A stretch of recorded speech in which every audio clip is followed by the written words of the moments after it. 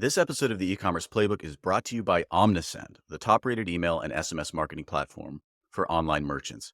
With Omnisend, setting up e-commerce automations is so simple you'll have them up and running before you finish your morning coffee.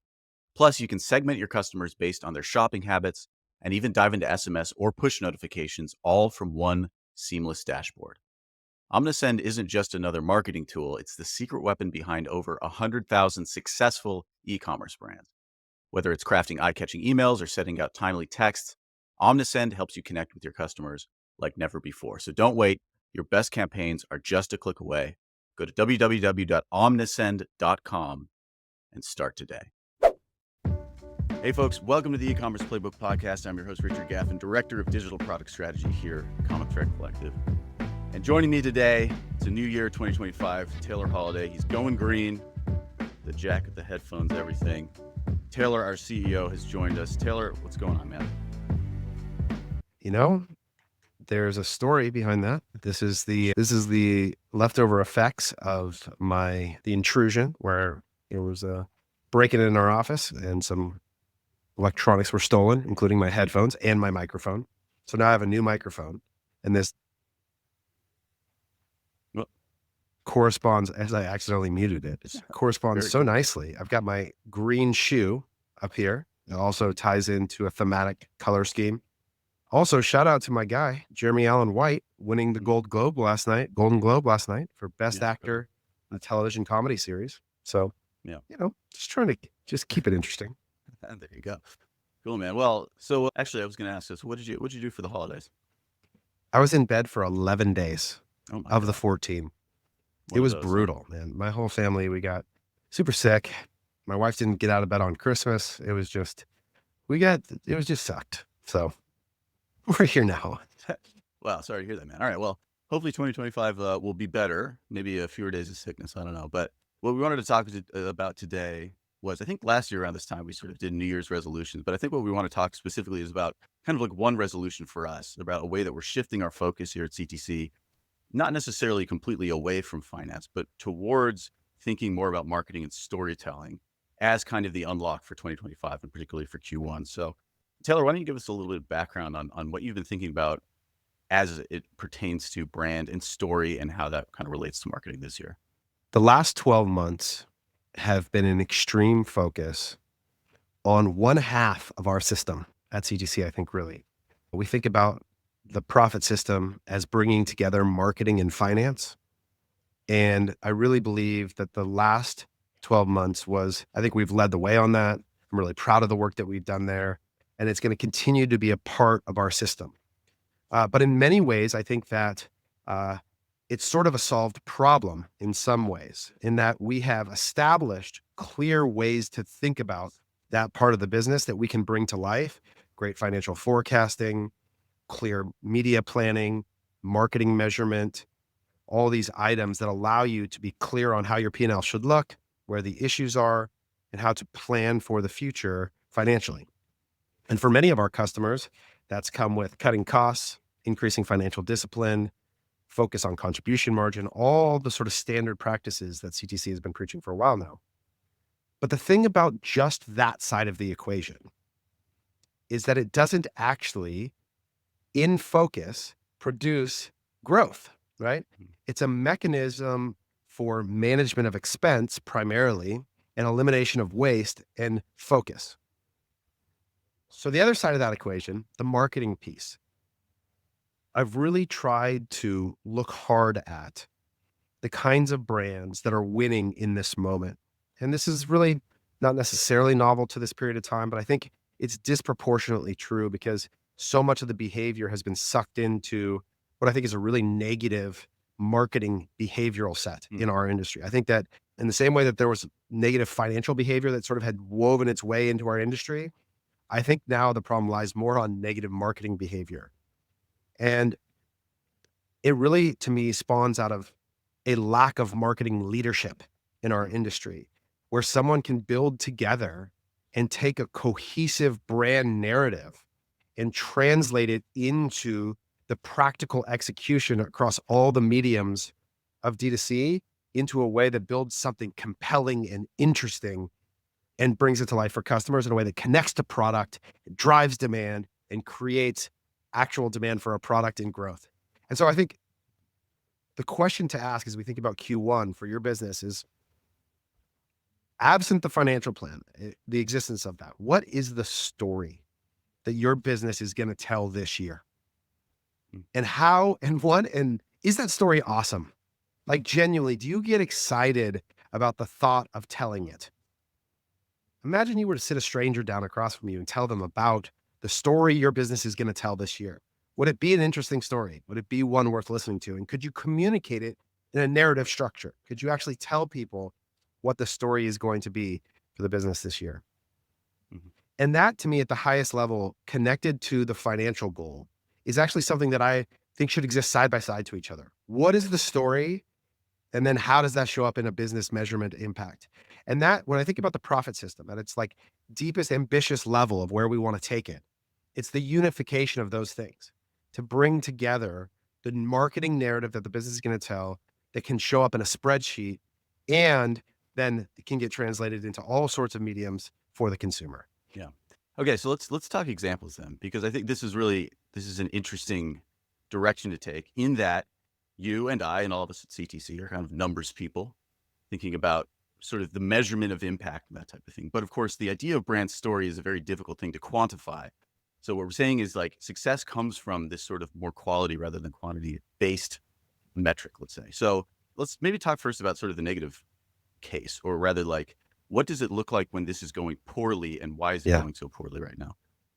Yeah. What I see is that most brands' marketing direction is sort of a reaction Mhm. to a bunch of different random inputs into the ad account. And whatever seems to be working drives the brand. So it's sort of a tail wagging the dog kind of idea, Mhm. which is that you're testing all these random creative ideas, UGC, creator content, statics, video from this agency, video from that agency, memes. You're just trying all of it. And whatever works, you try again. And that just becomes this process of just kind of just moving around without any cohesive story across every point of distribution, across all the product development planning cycle, across the broader brand story for your customer in a way that creates something very fragmented and shallow. Mm. There's no depth of the story in a way that allows people to connect to it with a little bit deeper meaning. And I think what happens is that in categories where there's sort of problem solution, this can be like highly effective in the short term, right? Like you are just very quickly satiating an existing market problem. And a lot of e-commerce does that really well.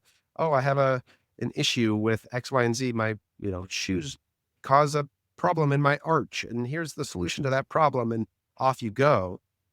But eventually, as categories become more commoditized, and in our space, I think we're watching this happen where there's a maturity of these categories, whether it's t-shirts or makeup or whatever it is, the influx of competition, the amount of available cheap options on Amazon for every category has just sort of exploded.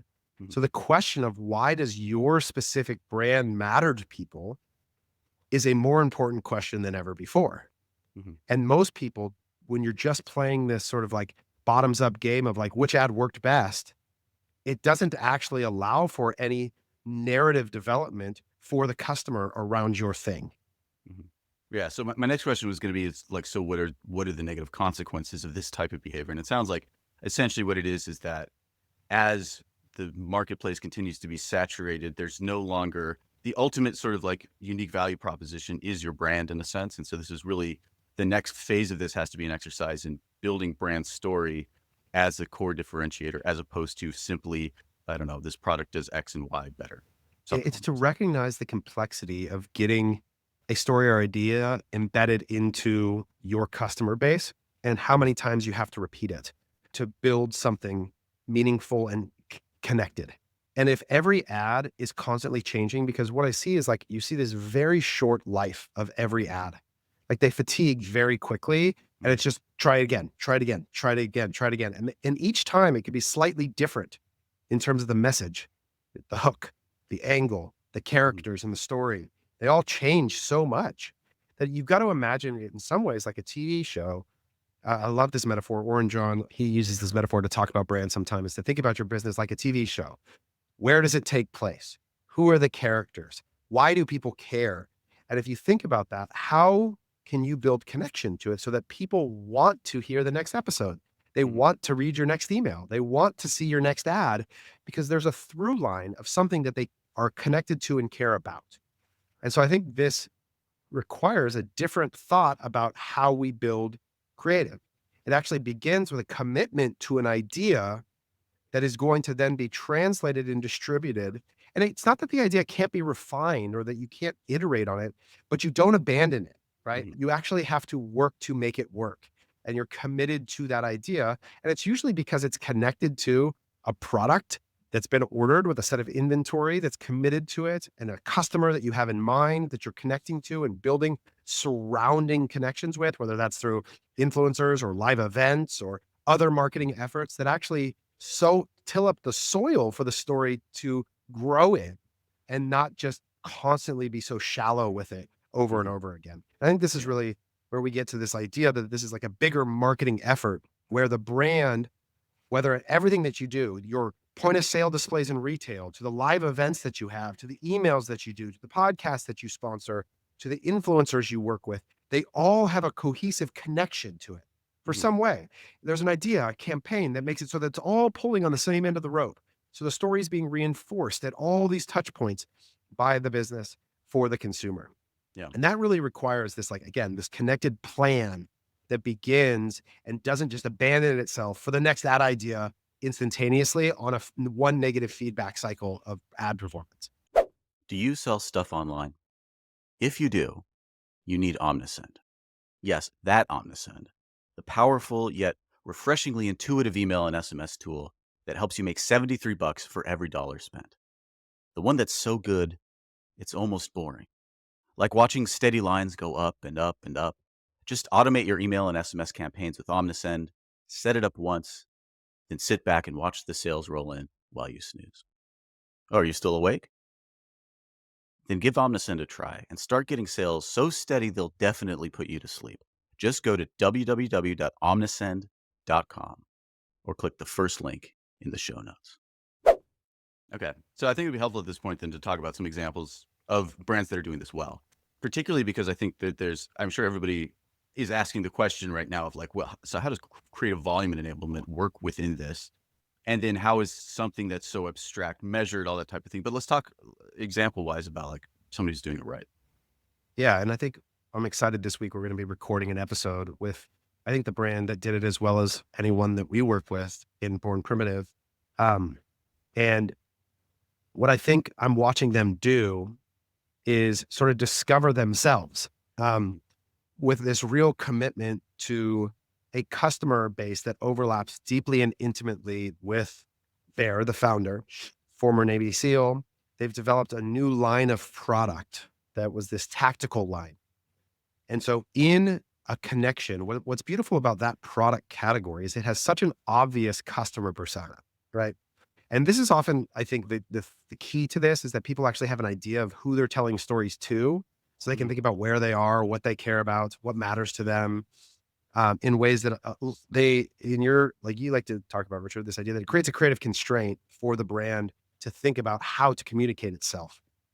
And it's not the only place that Born Primitive exists. It still has a very robust fitness line targeted at women, and but there are these overlaps in these communities. But more recently, I think the real development has been around this idea of, okay, we have this military history in our story as the founders for Bear, and we want to create product to serve that community with the unique understanding we have of their needs and experiences. So there's still problem and solution in there, but we're going to do it by also connecting ourselves to the stories that that community cares about and the culture, such that you can't wait to see what we do next, because every time we do something in this space, it's interesting and compelling and worth following.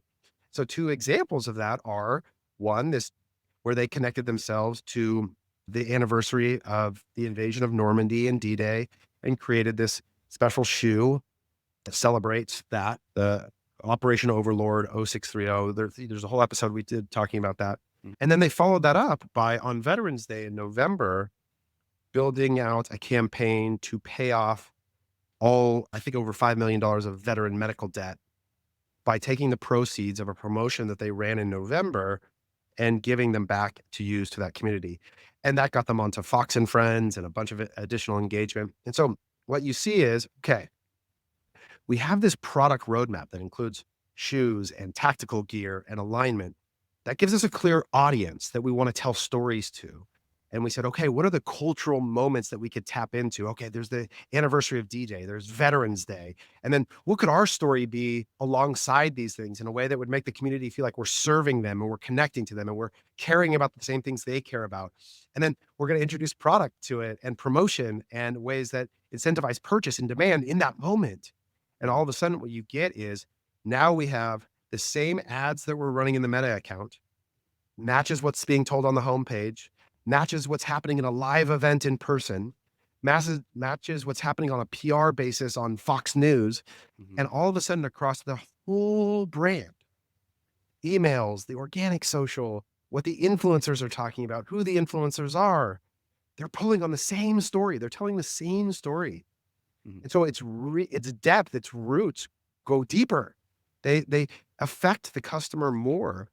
And Mhm. that very practically shows up in like improved performance of the media. And it's not to say that once we get to the ad level, now we have all of that raw material that's connected to the same story that we can't iterate the hooks on it and try different images, but it's all bound within the story, right? Mhm. It's iteration within the construct of a similar idea. And Yeah. that's sort of planned ahead of time in a way that allows you to drive disproportionate effect. And so that idea, what's the story? That's an example of what I mean. Yeah, yeah, that's interesting. I was thinking too as you were talking that like part of what we're talking about here with the expansion of story is just really on a practical level, like it's like sort of the way to build organic revenue streams, kind of right. That's right. And because when you mentioned like a lot of the times the way a paid ad shows up, the audience for that ad would not necessarily be interested in it in any way if it was an organic post in somebody's grid or whatever, right? Right. There's this like real transactional, here's our thing, we paid for this space, you buy it. Let's move on. But I think maybe another thing you're talking about here is that's an important thing to point out is that brand goes beyond and story goes beyond just how it shows up in terms of like design, like fonts or whatever. Really what we're talking about is a series of behaviors that bring the story to life. Would you bring obviously what Born Primitive has done with the D-Day promotion and with paying off the veterans, like those are sets of actions that then drive a story that maybe comes out of that set of action. Um, And what happens is that story is essentially a thing we're all constructing about ourselves all the time. That's what social media really is. It's a constructed story about my life. Like at a very base level, my feed, what I post on stories, IG stories, literally the name of it, is just me telling a story about myself to the world. Okay. And so a lot of times I think what you have to do is you have to give people a reason to spread your story. Okay. And the way you do that is by giving them a tool that allows them to expand their own story. So goes back to this idea that I've always been fascinated with about creating for your audience's audience. mhm, What kind of thing could you give them that they would want to share with their audience, to show off to the world, to say, look how cool this is. Look how cool my leggings company is versus your mhm, leggings company. Right. And to not really think about trying to speak in this way that I'm speaking to you, my customer, about myself. I want to give you something that makes sharing about me make you a hero, yeah. right? And I think that's really where brands, I think so often are missing is they think I'm just trying to communicate like this transactional idea to get you to come take something from me, where there's something deeper here about a story. Another great example, and I'm gonna do a lot more on this because it's a really interesting experiment that's happening with our Par Virtue Classic. Is they have some of this content that is really this incredible feel good story of helping an individual sort of reshape their look who maybe is a little down on their luck. And it's this sort of like expression of care through clothing in a way that like allows someone to feel better about themselves. Uh, and when you read the comments on this content, what you see is people that are connecting to the brand. You see these phrases that are like, well, I guess we're all buying True Classic now. Like, it's just this idea that like, oh, this is something so good that I would want to be a part of it, that whatever it is that you're selling, I'm in. right? Mhm. And then when you find out that it's also an amazing product and fits perfectly, and like, okay, cool. But the point is that this brand identity expresses something that I want to be a part of. And not only do I want to be a part of, I want to tell other people about it. Mhm. Yeah. And Um, that I think is really the root of it. yeah, yeah. So I want to go into, you had a set of questions that you've dropped here in the chat that will maybe you can also share in the show notes. But these are a set of questions for brand owners to think about, CMOs to think about when they think about telling these stories. So I'll read them out, and then I have a couple I want to highlight because I think it'd be interesting to get the answers here, or to flesh them out a little bit. So first is, what is the growth story? Two, is the story awesome? Three, who is the story for? Four, how does my marketing calendar reflect that story? Five, how am I distributing that story? Six, where am I realizing the demand? Seven, does my measurement system appropriately allow for the impact of that story to be considered? So there's a few different questions that come out here. First off is, what if your story is not awesome? How do you make it awesome? I think that's an interesting thing to think about.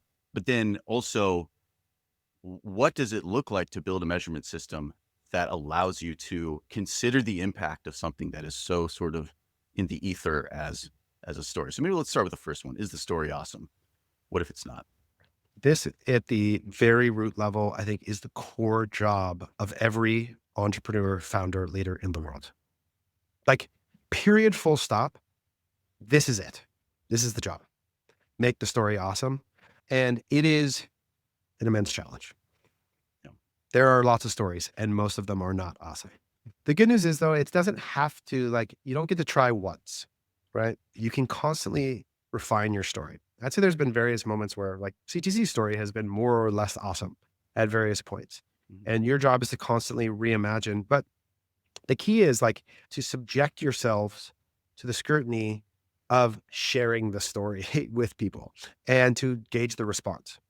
And one of the things about social as a medium is that it's a pretty ruthless feedback engine, is that you will see very quickly whether or not people resonate with the material. And that has to be your guide. You have to allow that engagement and this corresponding sentiment to be part of it. And I think this idea, I think that's going to come back in vogue more and more, is this idea of sentiment, is how are people feeling and responding to the material that you're sharing. I would love, there's a, one of the research projects that's like sort of a dream of mine is to try to tie together these ideas of brand sentiment and media performance. There's a cool company called Tracksuit that I've wanted to do this project with, and we've talked about it briefly. Is to they do a lot of research for brands to create a real time like brand score and a brand sentiment score. And I would love to be able to tie together the relationship between brand sentiment and efficacy of their media, even on like a standardized basis. Like if you took, let's say, a brand's DPA catalog, it's just basic product feed that you could sort of compare apples to apples across a bunch of different brands. And you were to look at and say, okay, how effective can a brand's product feed by itself as an ad unit be? And how does that relate to their unaided brand awareness and as well as the brand sentiment? I think those kinds of ideas are really interesting to validate sort of this Mhm. premise that how people feel about you has a relationship with how effective the Mhm. ROAS will be on the ad content that you create. Yeah.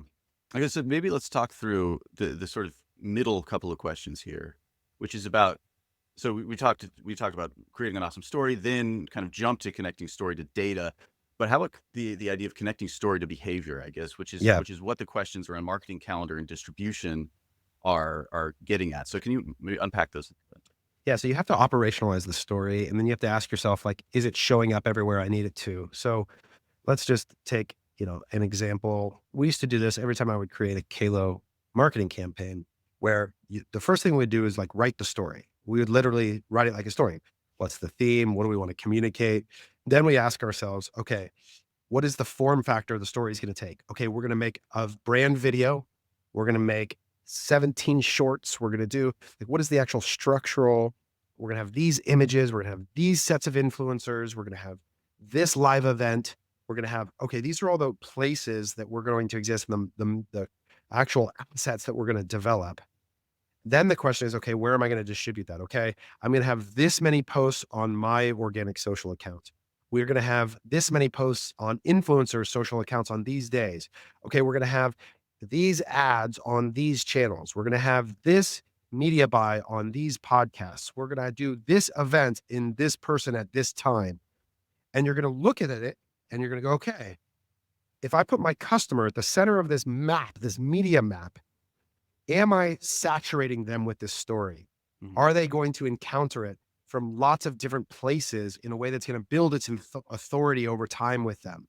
And what are the quality of those touch points in the consumer's mind? Do my customers see those podcasts or media publications or live events as high quality that if they see me there, I actually get a reinforced value off of my presence in those places?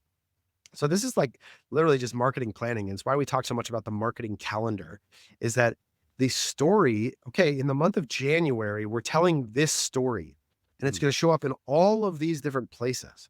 And again, that doesn't mean that we don't need a bunch of ad assets, but they all have a boundary. They Mhm. have to reinforce this story and they can't run off and tell a different one. They don't Yeah. get to abandon it. This is our story for this moment that we're going to persist through for a period of time. And we're actually going to be committed to telling it, retelling it, refining it, and improving it as we go.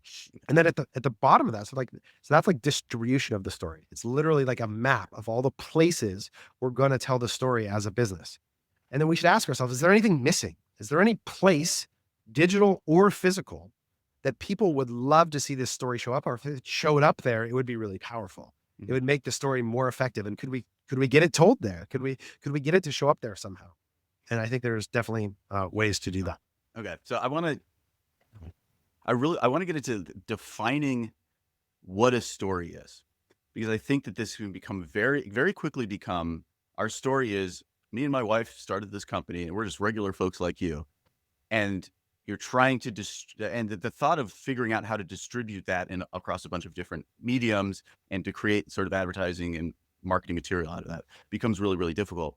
What what does it look like practically to have a story and develop it in this way that it becomes useful for you across all of these different platforms? Another Okay, there we substitute go. for this is to think of it like a theme that for a moment in time, your brand is going to communicate through this theme. Okay. And out of that theme are going to come stories. So I'll give you a very practical example. And I've shared this before, but I think it's worth because it makes this idea practical. And, marketing, we also just call these campaigns, right? They're Mhm. just stories we tell for a moment in time. And that can be a long moment. It can be 4 weeks, it could be 6 weeks, it could be a quarter, it could be a year. So at Kalo, and usually I would say in our world, it's connected to a product. Like the story should drive to a product. It doesn't have to, it could drive to the overall line of things that you do. If you're AG1 Athletic Greens, you have one product, and maybe it's not a novel product. Maybe it's about a novel way to position that product for a period of time, Mhm. but it's still connected to some product. So I'll give you an example. At Kalo, we wanted to create a campaign that would allow us to access a very specific audience. The audience was sort of blue collar workers, okay? People who worked with their hands. And so therefore a metal wedding ring was unsafe. So this would literally be carpenters or, there was like chefs can't wear a ring. These are makers, right? Were the sort of persona that we wanted to embody and reach. And so we came up with this campaign theme that we called the mark of a maker. Mm. Okay, that was like a headline, a single line that encapsulated everything we were going to go do from here forward. Okay. And the idea was that if you've ever bought like a custom piece of furniture or something, there's always like a signature, like whether it's like a little brand, it's called a maker's mark. That's the idea, right? It's the maker's signature on an object. And so the idea was we were going to tie the idea that if you were wearing this specific silicone wedding ring, that would actually be a signal to the world that you were a maker. So the ring would actually become the mark of a maker. And Mhm. that was the story, is that we were going to tie together this idea that wearing this ring would be a signal to the world that you worked with your hands. Mhm. Okay. That's what we wanted to sort of bring to life. And so literally when I sat down to do this, I would write this in narrative form. I wrote, the Kalo ring is a symbol for those that hand make. They build, create, craft, and shape the world around us. The world bends to their hands. It has no bounds in their minds. A maker's mark is stamped onto his or her creation, while the mark of a maker is carried in his hands. The calluses, dirty nails, worn palms, and Kalo ring are a symbol to the world that these are hands that make. Mhm. Okay. So now I have the fabric of a story. Okay. That I can now begin to bring to life. And I'm gonna drop in the show notes here. You can see the actual brand video that we made for this campaign. We can share this so you can see, okay, how does that now turn into an asset that highlights the kind of people in our story? Remember, we're building a TV show here, right? Who are the characters? What is the product? What is the setting that where does it exist? Where are we bringing it to life? So we had a product focus for the campaign. It was our newly designed Kalo 2.0. It had flatter edges. It was made from a new gas resistant material. It was antimicrobial and it was made from a different higher price point. So the product was actually built to suit these people. We Mhm. created a flatter edge because it was less likely to catch on things. Gasoline actually broke down our old silicone ring. So if you were somebody who had to work and encountered gasoline, it would actually dissolve the ring. That was a complaint that we got. So we found this specific silicone material that didn't dissolve in gasoline and we created it out of that. So what did we do along the way? Okay. So we had a target demo, married aspirational makers. Okay. Who are the makers? Anyone who sees their job as building or creating. You could narrow that down to blue collar workers or the DIY crowd. We thought about distribution. If we could sell the product into this community, where would they be? Uniform supply, safety distribution, large B2B corporate HR reps who are buying things for a bunch of laborers, Home Depot and Lowe's. Okay. Mhm. So we thought, like, all right, if we could sell the product anywhere, where would we sell to these people? Where would it show up in their world? Okay. We had a tagline, Kalo, the mark of a maker. We thought about influencers. There was a guy by the name of, probably butchers saying this, but Toku Hiku Kise and Hiromui Karatsu. They were like these really cool furniture makers whose story we wanted to tell. We thought about doing a partnership with Chip and Joanna Gaines and Nick Offerman. We wanted to do a licensed product specifically for the factory workers at John Deere and Ford. We identified the Hot 100 online influencers, or all people who had maker accounts and YouTube accounts. We created custom bottles of Maker's Mark whiskey, co-branded with custom labels and a set of rings that we would send out to them. And this was like all the pieces of the story. We found podcasts that were DIY, homemaker podcasts, and people who created the kind of content into this audience, and we would sponsor those. And we made ads, and like you can see the whole trickle down. And this is going to run for 6 to 8 weeks, Mhm. where we're not abandoning the story. Like this is going to be, if you go on our organic social, if you go on our website, if you receive an email from us, you're going to get this story Mhm. and it's going to show up in lots and lots of places. And so we would try and do 4 of these campaigns a year for Kalo. We would build them around, we broke Kalo into an acronym: quality, athletics, love, and outdoors. And so in the summer, we'd have an athletics campaign that would focus on that part of the community. And then in the fall, we would do this, or we would do the outdoors community. And then so we would break it into these rhythms of deeper storytelling that matched to sort of a Four Peaks idea of the calendar. Mhm. Right. And so that was how we broke it up. That was how we built into these stories. But I'm watching Born Primitive do the same thing. And a lot of our partners, Skull Candy is really great at this, where it's usually built around a calendar. Igloo's amazing at this. Like these brands that they have the calendar, they have the places they exist within it, and they build and tell continuity of story throughout that calendar. Mhm.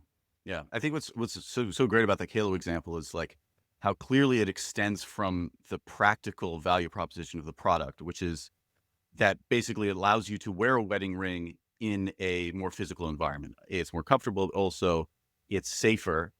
And so that idea about sort of the mark of the maker extends from a deeper theme within the product itself, which is that it allows you to show your commitment to your spouse and your commitment to your craft at the same time. And so wearing the ring allows you to represent both of those things. And I think what another thing that's interesting about it is that this is a really good example of why the story needs to be told, because a silicone wedding ring that is safer than your regular wedding ring is what every single silicone wedding ring company does. The Ensos, all of the other sort of competitors, that's actually a pretty glutted space, or was at least when we were still with Kalo. And so I think like it's a great example of how like the story being told becomes the value proposition of that type of product. It's like, this represents something. I feel safer with this. I understand the story. I understand who's telling it to me, who's selling it to me. Those things all kind of like coincide to make it a very powerful like sales tool, I guess, if that makes sense. Yeah, and I think one of the things that brands too often are afraid to do is to narrow their story. So, like, I could imagine if I was selling Shure microphones, right? Here are probably like infinity different segments that they could tell their story for and about. And the danger is, I think, that they actually create something that appeals to nobody really, Mhm. versus being willing for a period of time to make it really mean something to someone. And that to understand that you can't actually, in doing that, like, you're not actually going to be so impactful in that process that you're going to build a story that can't be malleably widened later. I think that this idea, it's sort of like, it's sort of the classic, like a joke of like, I don't want to work out because I don't want to get too bulky. It's like, it sort of fits in that same vein for me of Yeah. like these made up ideas of problems that are not going to actually happen because you're not actually going to be that effective at this. Is Mhm. that like the idea that you're going to make the campaign is going to be so effective that everybody in the world is going to go, oh, Kalo, that's for carpenters. Like, could you imagine how effective you would have to be as a marketer to make non-carpenters know that there's a product that's for carpenters? Like, Yeah. and so it just doesn't work that way. In fact, you can actually go segment by segment and make the product mean something unique to them in some way. Loop earplugs is the other example I give of this all the time. That can be both simultaneously for motorcyclists and parents of small children and rave goers all at the same time, but it can't be it with the same message, Yeah. right? Or the same creative. It's got to be a story that matters to that community in some way. You've got to give it to them in the way that they are, not Mhm. just in the way that you are. And so I think that's where I think brands need to really get deeper connected to who am I trying to build this for? Yeah. And then does the story matter to them? And to your point around like the getting too bulky thing, I think like if you were to get to a point, let's say where Kalo became known as the ring for carpenters, that's like probably a pretty great problem to have because generally speaking, only like massive cultural institutions are that like associated with a specific craft like Well, that, that's right, because in order to actually drive into that mainstream of adoption, you would have to be so big at that Mhm. point. That's like sort of the joke, right? It's like if it became so obvious to the entire world that you were the carpenter's ring, like how big would you have had to have gotten to become Yeah. that? You know? Yeah. And so I really do think that narrowing is the pathway to it's just like we talk about. It's like creative requires constraint to build great stories, just narrowing in on a person to see them, to see their world, to understand where what they care about is so critical to do. To Mhm. really think about, okay, I have this person in mind that I want to like. I don't want them to just buy my product. I want them to be obsessed with my brand. Okay, who is that person that's obsessed with your brand, and what would need to be true in order for them to be obsessed with it? And if that begins to come out, I just promise, like it doesn't. You don't get there through this like bottoms up, try every different ad angle. Oh, what are those 4 brands doing? Oh, they're doing Post-it note ads. So if I do Post-it note ads, my ads are gonna work. Like, it's just the worst form of Mhm. brand building, is Yeah. to try and work that direction. Okay. Before we wrap up, I wanted to hit on real quick the way that you think that this relates with creative volume enablement. So we mentioned that a little bit up top. And so obviously I can sort of foresee a scenario right now. We like these conversations are really like fun. They're really exciting. But then when, the rubber hits the road and you have to produce 1,000 ads in 4 days or whatever, Of all of course. a sudden, all those things seem like they're going to go out the window. So how do you see the future of volume enablement and how that coincides with this type of like deep, kind of profound creative restriction? Yeah, so it just goes back to the counterintuitive idea that constraint is the mechanism for this, right? Mhm. Is that if we go back to this idea of offer, angle, audience, if you give me all 3 wheels to spin, I actually get spun out. It actually becomes a harder exercise than if you lock 2 of them. So if we go back to the Kalo example, if you tell me that the audience is chefs and the ring is the Kalo silicone Q2X, the angles I can come up with now are actually much easier to generate at scale than if you gave me all 3 options to do. I know that sounds weird, but it really is easier to start to think deeply about what a chef's reality is and why a silicone ring would matter to them, and then to think about different visuals and hooks and Mhm. examples where you could go from, okay, even within chefs, there's bakers versus there's people who work on like that are just general everyday chefs at a giant restaurant that's like sort of an assembly line and what their realities are like and the difference between grease and dough and like these different ways that you could think about the product benefits and the constructs of that. And so I think that this is why I really think that for volume enablement to occur, marketing leaders have to build these constraints. And that's Mhm. what I think great campaign planning does is it's a marketing leader defining for their creative strategy team the constraints that they can operate within to allow them to move fast with clarity and specificity to build things that are meaningful and compelling. Yeah. Cool. So I think that kind of covers it. Is there anything else that you want to sort of hit on this before we go? Yeah, so I think the original question we got to and what I'm getting after with is how do you win Q1? And Yeah. at CTC, the profit system is this idea of marrying marketing and finance, is to ask ourselves, what is the marketing plan? How does it connect to the financial plan of the business? And now I want to, we're going to go deeper. We got some really cool creative strategy products coming out in Q1, but the marketing calendar and how that's built Hmm. and the stories that it contains still to me are the core of this process that I watch just get abandoned. It's not done. This is the missing art of marketing leadership is somebody who can build a story across all of the mediums of the brand and operationalize it to bring to life into the tactical execution. And that process of connecting that to the financial goal. That's what I'm challenging myself to go over is that like I was talking to one of our growth strategists the other day and we were having this conversation about how as CTC is going to grow in this next year, if you want to personally move up the organization, you actually have to personally outpace the growth of the Hmm. organization. And so he hit me up and he's like, okay, I want to do this. What does it entail? And so we started talking about this idea of being valuable to our customers and being valuable to the organization. And I just sort of asked, like, think about your best brands. He works with some really cool brands. He could oversee them. It's like, what makes them work? Why, like, if they grew this last year, why did they grow? And his answer was like brand and product. And at the time, it felt for him like I'm furthest from actually being able to affect those things. Right? Is that our we're media buying allocators and building the finance plan and these different things. But I really pushed back to say, okay, we have to continue to think about our job as being the most valuable partner we can for a brand, for them to continue to want to invest more and more money with us. And if that's what we believe is the most important part of the organization, then we have to think about how we're going to affect those things. So that's what I'm thinking about as we go into New Year is how is our creative strategy going to press brands to answer these questions more often and support them with the kind of information they would need to do it. Because without them, you're playing a shallow game that will have shallow returns. Yep. So if you want to come alongside us this year, go deeper on that particular aspect, bringing marketing back to e-commerce, you know where to find us, commonthreadco.com. Hit that hire us button and drop us a line. We'd love to chat further. But of course, a lot more stuff on the creative front is going to be upcoming over the next few weeks, both on the pod and elsewhere. So keep an eye out for that. We're going to have more conversations about it. There's some really cool tools and things coming up as well. So, all right, folks. Well, here it is, 2025. Happy New Year, everybody. I hope 2025 is a great one. And take care. We'll see you all next week.